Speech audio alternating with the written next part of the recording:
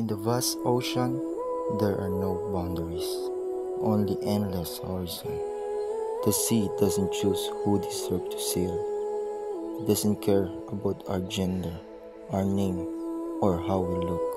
It only asks, can you face the waves? Can you stay strong through the storm?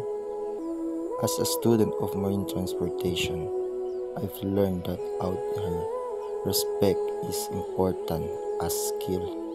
Because a true mariner knows the ocean teaches equality better than anyone else. The sea has no gender. The sea has no gender. It welcomes every vessel, every soul brave enough to sail. It doesn't ask who you are, what you were, or how you identify it. Only tests your strength, your courage, and your heart.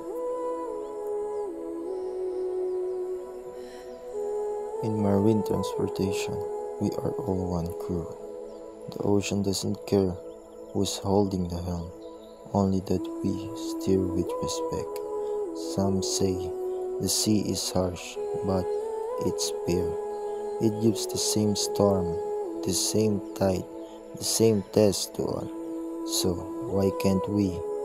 Why can't we treat one another with the same equality the sea does?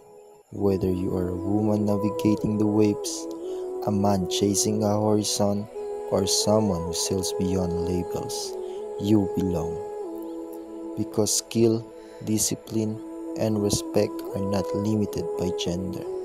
They are the true compass guides every mariner.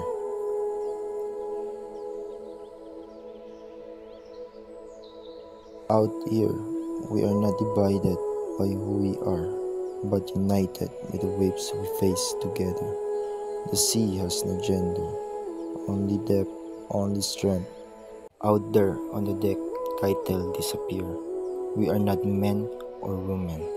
We are one crew guided by respect. Because when the storm hits, it doesn't ask who you are. It only asks if you can work together.